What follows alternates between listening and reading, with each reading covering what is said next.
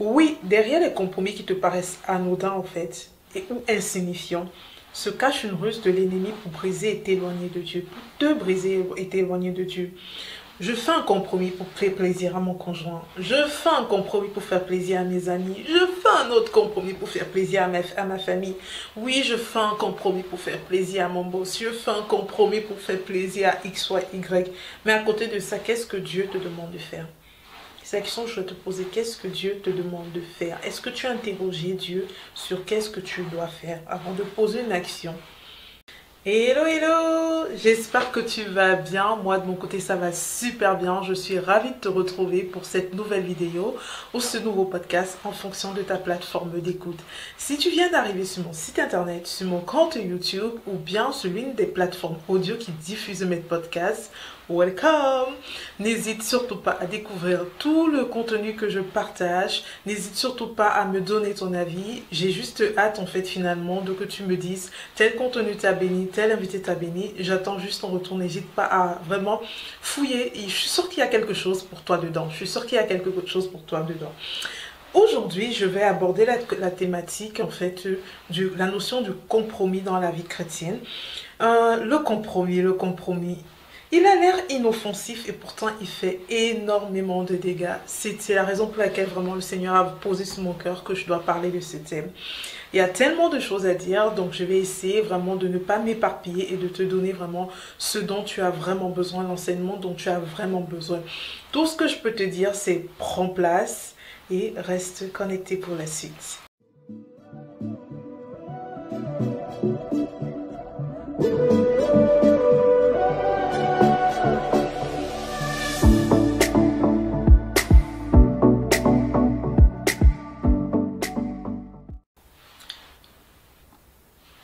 Un compromis est un arrangement qui est fait dans le but en fait de contenter au moins deux personnes. Qui dit compromis dit modification de ses convictions, modification de son système de pensée ou encore de ses habitudes, tout ça dans le but de tendre un petit peu plus, un petit peu finalement vers celui d'une autre personne.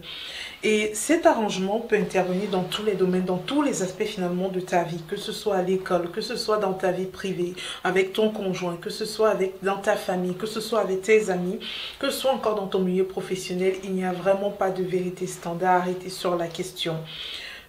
Dans le cadre de notre vie chrétienne, en fait, dans le cadre de ma vie chrétienne comme de la tienne, les personnes concernées vraiment par cette notion de compromis seront moi ou toi, en fait, finalement, les hommes avec un grand H, Dieu et le diable. Oui, le diable entre dans l'équation. Si tu ne le savais pas aujourd'hui, je voudrais vraiment te le dire, le diable entre dans l'équation. Maintenant que j'ai posé un petit peu les bases, je voudrais introduire cette vidéo en te disant ceci. Le compromis est un poison lent dans la vie d'un chrétien. Je te le répète, le compromis est un poison lent dans la vie d'un chrétien. Oui, ça peut paraître radical, mais pourtant c'est une vérité. C'est une vérité que beaucoup de chrétiens négligent ou ignorent, mais c'est une vérité. Le compromis est un poison lent dans notre vie chrétienne.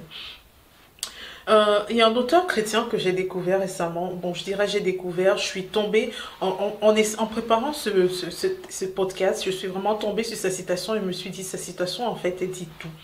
Elle dit tout et j'avais vraiment envie de partager ça avec toi. L'auteur chrétien Graham Scroggie, je ne sais pas du tout comment on prononce son nom. J'ai un problème avec les noms. Je pense que je l'ai déjà dit dans un des épisodes. Je suis nulle avec la prononciation des noms. Je te mettrai sa citation dans la description. Comme ça, tu auras son nom et tu auras la citation en détail si tu veux la retenir, si tu veux l'écrire et la garder. Il a dit, je cite, « Le compromis nous incite à nous taire quand nous devrions parler. Pas peur d'offenser. Il nous incite à applaudir quand ce n'est pas mérité pour garder nos amis. Il nous incite à tolérer le péché et à ne pas élever la voix parce que le faire pourrait nous créer des ennemis. » En gros, le compromis fait de nous des personnes fausses. Et le compromis finalement en fait, fait de nous, comme je disais, des personnes fausses dans le seul but de contenter les autres personnes.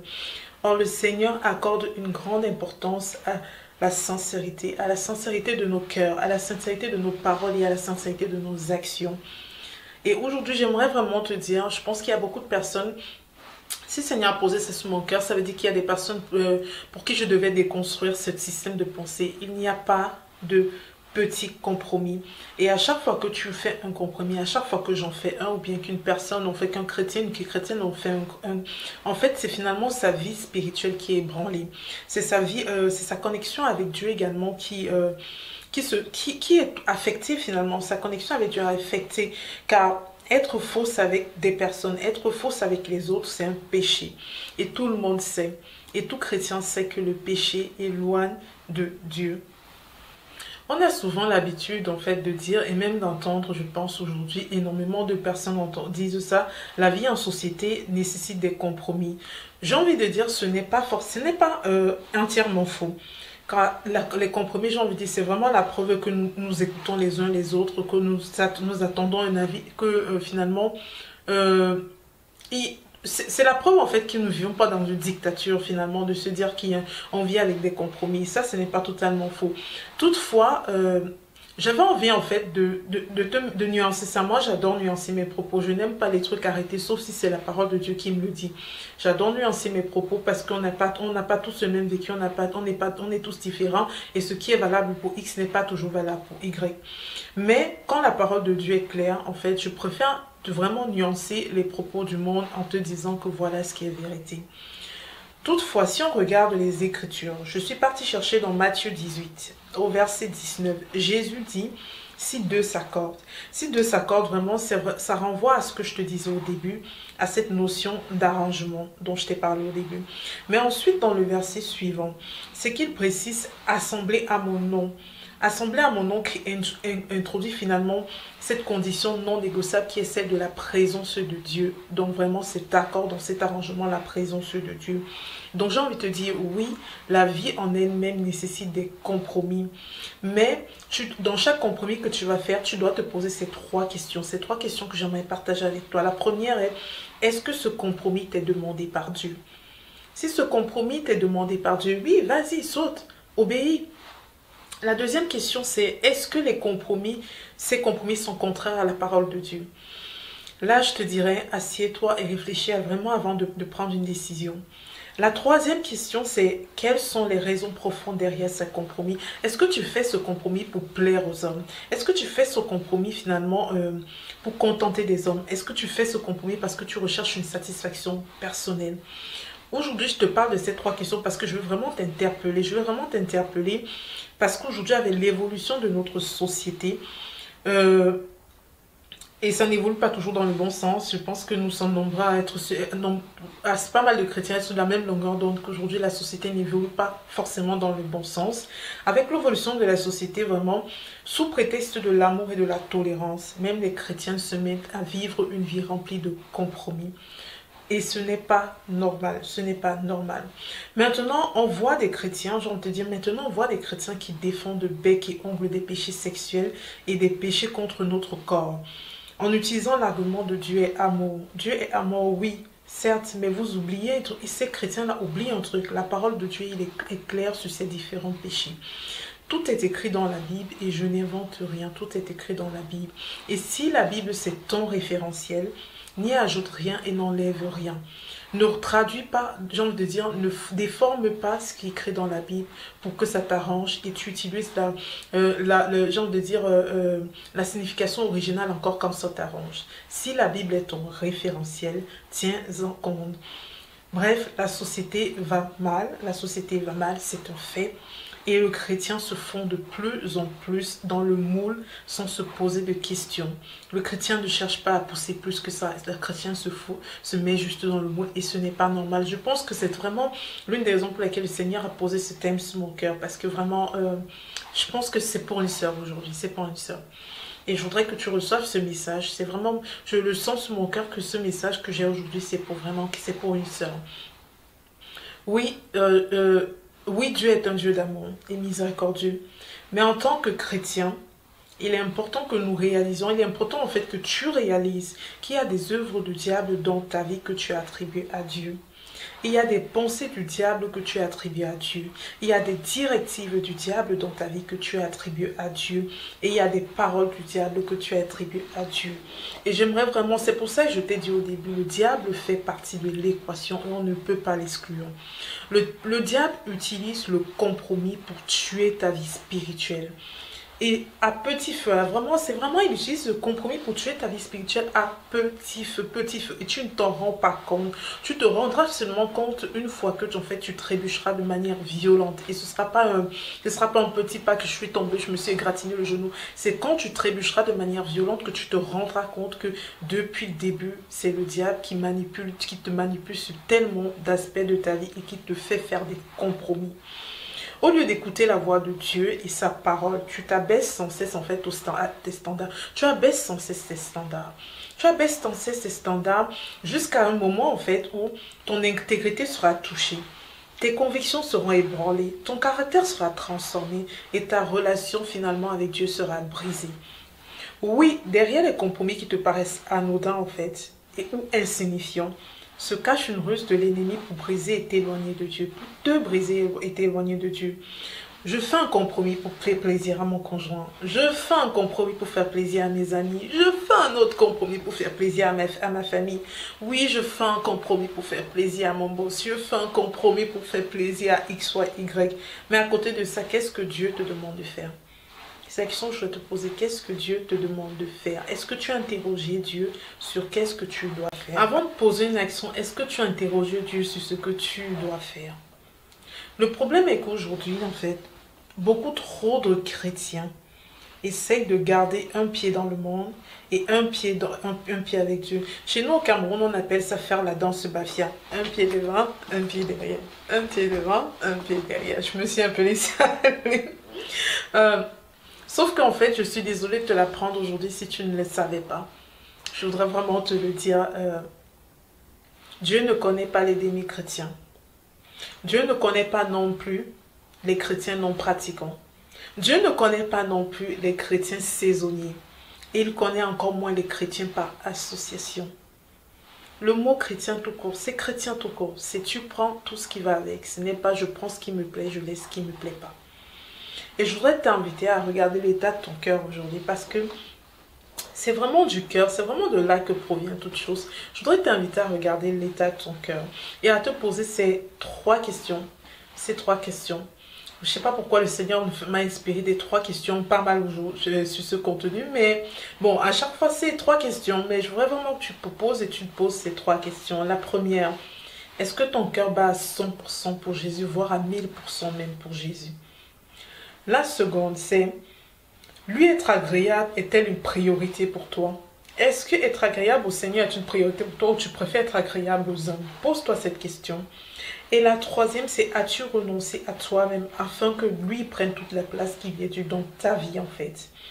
Toute la place qui est sienne dans ta vie, as-tu renoncé à toi-même? As-tu fait ce truc qu'on dit toujours dans le milieu chrétien, la mort à soi? Est-ce que tu penses que tu as atteint ce niveau-là? Beaucoup de personnes en fait voudraient suivre le Seigneur, mais elles ne se rendent pas compte que suivre le Seigneur a un prix à payer. Et ce prix à payer passe par l'obéissance à ses directives. Certains chrétiens en fait se font une fausse idée sur la nature de Dieu, mais elles oublient que l'obéissance en fait vaut mieux que les sacrifices. Il ne sert à rien de jeûner pendant 40 jours, de prier matin, midi, soir, de donner à des pauvres tout le temps. C'est quand Dieu te demande de faire quelque chose, en fait, tu ne le fais pas. Est-ce que quand Dieu te parle, tu obéis?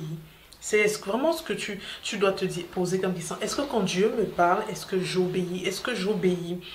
Dès le moment en fait où le Seigneur t'a dit de faire quelque chose et tu ne l'as pas fait, ou tu l'as fait différemment de comment il t'a demandé de le faire, c'est de la désobéissance. Et la désobéissance à Dieu est un péché.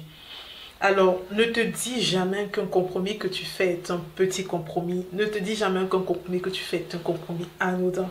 Ne te dis jamais qu'un compromis que tu fais est un compromis insignifiant. Parce que rien n'est insignifiant avec le diable. Rien n'est insignifiant avec le diable. Des fois, Des fois, le Seigneur, en fait, va exiger de toi des choses complètement folles. Des choses vraiment à contre-courant des normes de la société, établies par la société. Ou bien, des fois, il va même te demander de prendre, que tu vas te demander de prendre des décisions, en fait, qui relèvent de la folie, en fait, pour les hommes. Oui, qui relèvent de la folie pour les hommes. J'adore poser des questions parce que j'adore l'introspection. J'ai envie de te poser cette question. Vas-tu suivre la voie des hommes ou celle de Dieu? Vas-tu suivre la voie des hommes ou celle de Dieu? Et comme je dis souvent, je prêche ce que je vis. Quand je te parle de demandes du Seigneur qui te semblent complètement folles. Ça, je le vis depuis tellement d'années, de demandes du Seigneur qui sont complètement folles. Mais c'est pas, je te dis ça, je comprends que c'est difficile. Je comprends que c'est difficile. Mais l'obéissance au Seigneur, c'est la clé d'une vie chrétienne. C'est la clé. Dans le livre de Daniel, au chapitre 1, versets 8 à 9, pour ne pas se compromettre devant Dieu, Daniel refusa de faire comme les hommes. Alors aujourd'hui, je voudrais t'inviter à être un Daniel.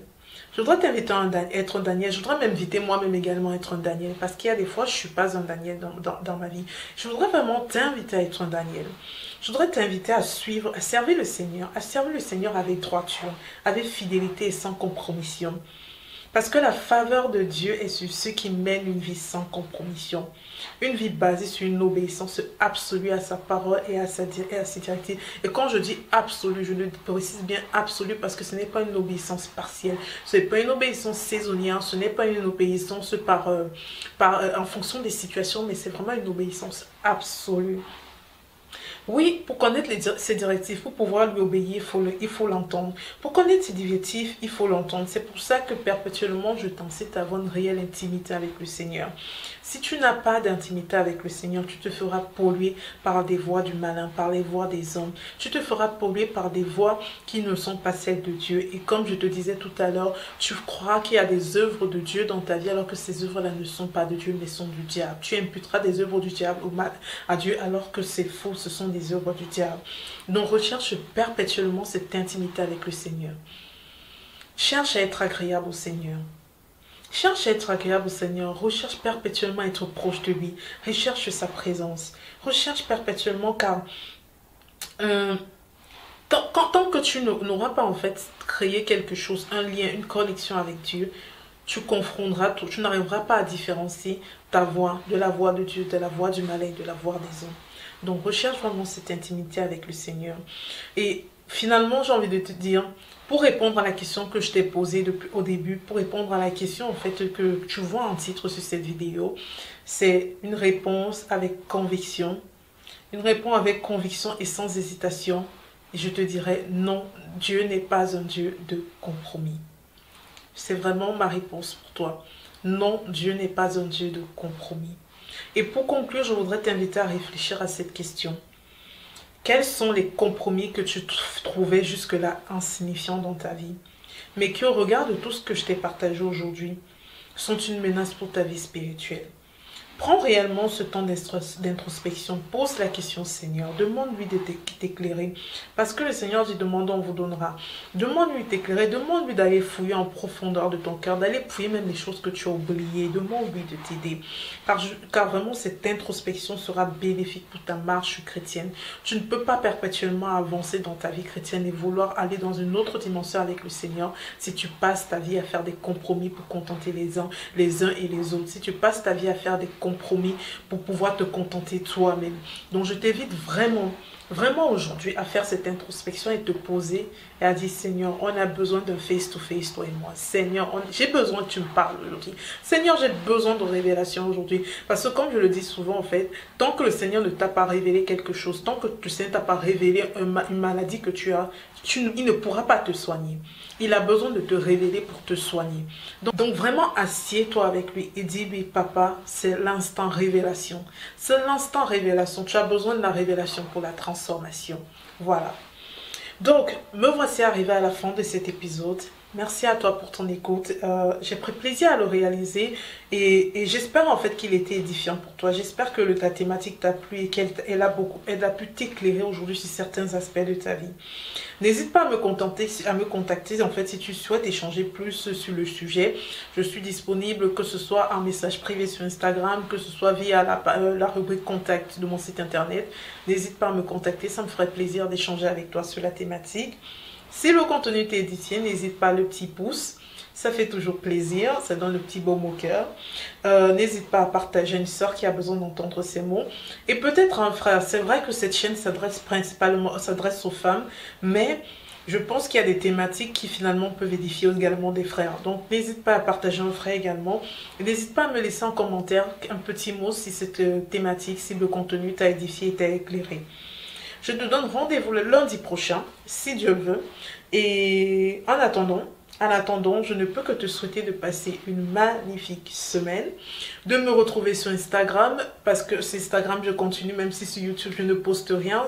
Je vais me retrouver sur Instagram pour découvrir mon contenu, de me retrouver jeudi sur mon site internet pour découvrir mon article de la semaine, parce que je sais pas si tu le sais, mais tous les jeudis je poste un article sur mon site internet, donc c'est des thématiques assez variées, donc n'hésite pas à aller faire un petit tour.